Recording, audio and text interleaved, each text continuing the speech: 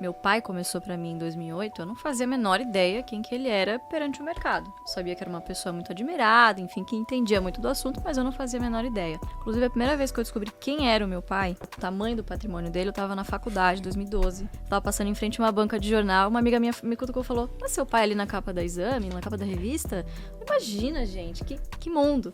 Tava ele lá, Guilherme Afonso Ferreira, meu pai e o Lírio Parisotto, os bilionários da Bolsa. Eu falei, quê? Meu pai é bilionário da Bolsa? Não fazia a menor ideia. Não fazia a menor ideia. Você tava na faculdade já? Tava na faculdade. 2011 pra 2012. Ele nunca comentou, nunca... Comprei, tá lá, né? É isso aqui. Pediu autógrafo? Quando eu pedi a mesada pra você podia ter me dado, né? Os 300, É né? tipo a família do Buffett também, né? Parecida a história. É, Exatamente. Não ostenta, né? Exatamente. E aí Ficando no interior, enfim, então tive muito pouco contato com essa questão de imagem. E na época também ele não era uma pessoa que se expunha muito na mídia, até porque a bolsa não era algo muito desejado, né, como é hoje. Não era algo também muito exposto, enfim. Não falava-se muito sobre esse assunto. Então comecei em 2008, meu pai começou uma carteira previdenciária pra mim, né, que é como a gente chama lá na tese, enfim, a estratégia. E nada mais é do que ele queria me dar uma mesada lá, só que não era ele que ia me pagar. Quem me pagavam eram as minhas ações lá da Ultrapar. E desde cedo ele me ensinou, pô, você quer empreender, existe um jeito muito mais fácil, que é na bolsa. Ao invés de você ter um posto de gasolina, ser um grande dono de um posto, por que não ser uma pequena dona de todos os postos de gasolina Ipiranga do país? É muito mais interessante? Sem funcionário, sem você ter que pagar imposto, muito mais interessante, né? Então, desde pequena ele foi me introduzindo nesse caminho aí. Enquanto nossos pais contavam a história do Chapeuzinho Vermelho, Piada. a Luiz Barros estava ouvindo a história, o conto de fada dos dividendos, que nesse caso é verdadeiro, né? Exatamente. É quase que um capítulo de um livro por dia, né? Então eu acho que cada dia do ano era um capítulo novo ali de alguma aula diferente que você tinha sem ali. dúvida, sem dúvida. E sempre foi um aprendizado de educação financeira muito, muito importante pra mim, que acho que hoje os pais, né, podem replicar e devem replicar, né? As crianças estão cada vez mais antenadas, enfim, precisam saber sobre esse assunto, né? Enfim, nunca me vi fazendo outra coisa a não ser... Mas você gostava? Quando meus Adorava. pais vinham me ensinar coisas, eu falava, que saco, viu, velho? Não, adorável. Eu acompanhava ele em assembleia, acompanhava ele em APMEC, em tudo quanto é reunião. E, obviamente, não entendia nada que estava sendo falado lá, mas me fascinava o fato do meu pai ter essa representatividade. Então eu vi ele sendo uma levanta pergunta, interação, então isso sempre fez parte aí do nosso dia a dia. É parecido com a história do Buffett de Petrochina, você sabe dessa história? Não, Não. manda ver. O Buffett, né, perguntaram pra ele, pô, da onde você achou essa ideia de Petrochina? Aí ele respondeu assim, a seguinte coisa, ele falou, pô, algumas pessoas vão no banheiro e leem Playboy. Eu leio relatórios anuais.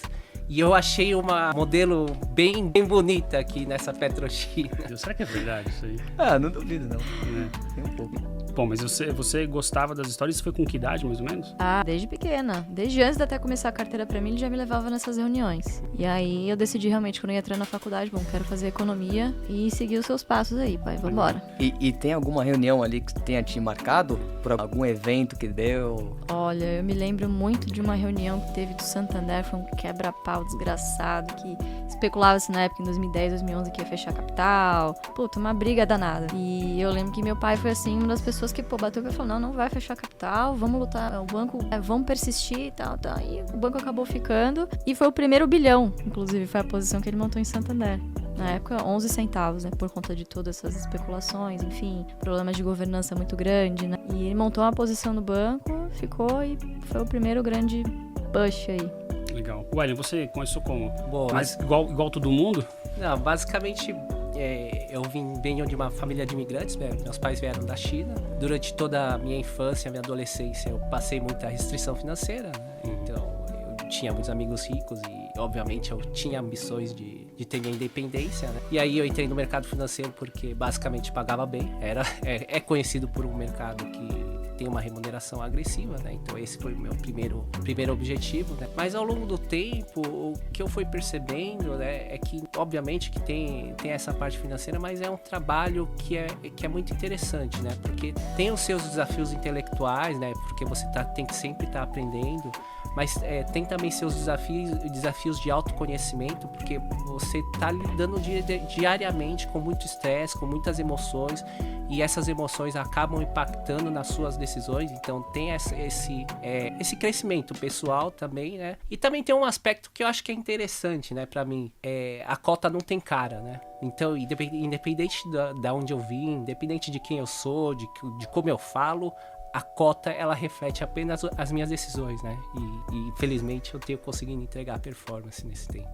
Cada um tem um jeito de começar, né, Matheus? Isso que é Tem. importante. Moral da história, que é importante é ir lá e se jogar um pouco nesse mercado, né? Sem dúvida. Você começou como, Matheus? Eu comecei porque o meu tio, Você começou se lá, ele tomando estiver trote vendo, da um Luísa. beijo pro Chiquinho. O Chiquinho até hoje ele é operador de pregão. E eu escutava as histórias dele, ele sempre contando como que ele ganhou muito dinheiro. E assim, não é fazendo análise fundamentalista, é boato mesmo, né? E como ele perdeu também muito dinheiro. E o meu tio, ele sempre investiu por opções, né? Ele sempre se alavancou muito.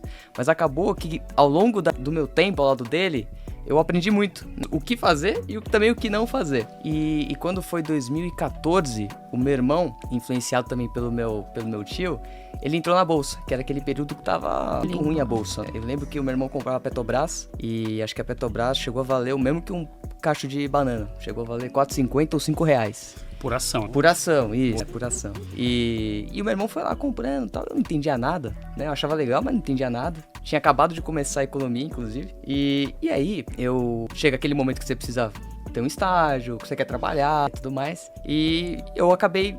Tentei todos os grandes bancos, né? Acho que todo estudante de economia é apaixonado por crises e por entender um pouco mais sobre como funciona o plano econômico. Eu tentei os bancos, não deu muito certo. E tentei a Rico, aí deu certo. E aí eu falei, caramba, agora tá aí uma maneira de eu ajudar o meu irmão. Né? Porque ele tá investindo, ele tá lá comprando Petrobras, eu não sei o que tá acontecendo, mas pelo menos agora acho que eu vou conseguir ajudar ele. E aí começou, cara. Eu não sabia que eu ia gostar tanto. Tá aí duas histórias que são o irmão indo lá ajudar outro irmão. E um trader que conta a história de que perdeu dinheiro, que é o caso do seu tio Chiquinho. A gente não vê muito, né? E é muito curioso isso aí, Renatão, porque o meu irmão, ele me incentivou muito, né? E ele me deu R$200. Falou assim, Matheus, compra essa opção. Era uma opção de Petro. Falei, caramba, vou comprar, mas nem sei o que é isso, compra. Comprei, perdi. Ele me deu mais R$200 e eu lembro de ter lido uma matéria do seu pai na Infomoney sobre Banco do Brasil, isso era 2016, era 2016. Eu lembro disso. Ele falando de que Banco do Brasil estava muito barato. Foi o quê? R$16 ali, mais ou menos. Exato. E eu olhei, cara, eu tinha meu salário, que eu já tava na Rico, eu coloquei o que o meu irmão me deu mais o meu salário. Comprei 30 ações.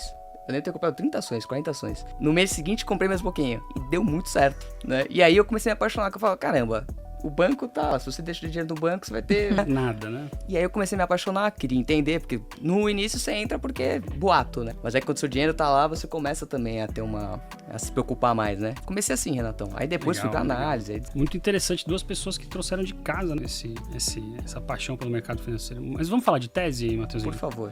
Ô, Elian, a gente conversa toda semana com um monte de gente no mercado financeiro, no Coffee Stocks lá, e de uns tempos pra cá a gente tem ouvido muito sobre o e-commerce. O Brasil é o país do e-commerce, tá? Todos esses players aí, quem vai sobreviver, quem vai ficar, a Amazon vai pra frente, aqui não vai. Bom, você tem uma tese muito clara sobre o que você acha desse mercado. Queria que você explicasse pra gente. Bom, legal, obrigado aí, Renato. Eu vou começar falando de um artigo de um economista renomado na Califórnia, né, em Arthur, que ele falava sobre isso em 1996, né, muito antigamente, né, no começo do Windows e do DOS, né.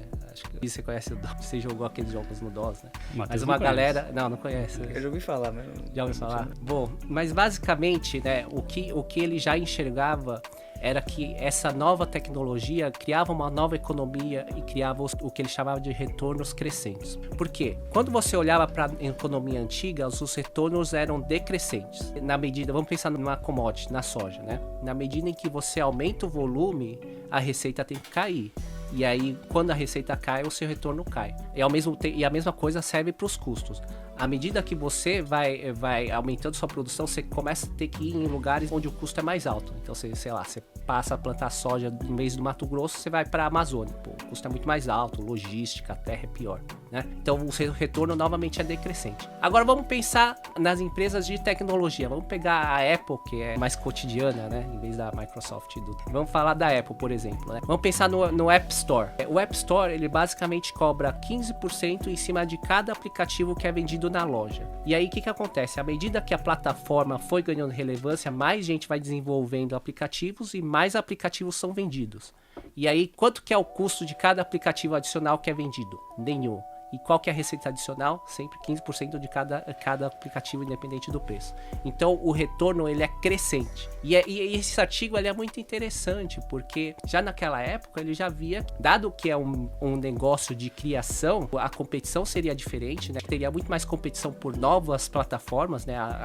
The next, a próxima porrada, a próxima coisa que daria muito dinheiro. Gostei da tradução. E além disso, você teria hierarquias mais horizontalizadas, né? Porque como é um negócio de criação, você não precisa de gente que tá num monte de hierarquia que vai seguir ordem. Você precisa de gente que tá disposta a ter criatividade, inovar, testar, que é justamente o que a gente fala hoje de Agile, Squad, mas o cara já pensava nisso em 96. Bom, dito isso, o que são plataformas ou marketplaces relevantes e que possuem essas características, né? Um cara que teve essa definição é um diretor do Benchmark, que é um fundo de venture capital muito relevante lá nos Estados Unidos, mas ele dizia o seguinte: em um eixo você vai ter a geração de valor para os clientes e do outro eixo você vai ter penetração na oferta. Então, se à medida que você vai aumentando a penetração na oferta, você vai gerando mais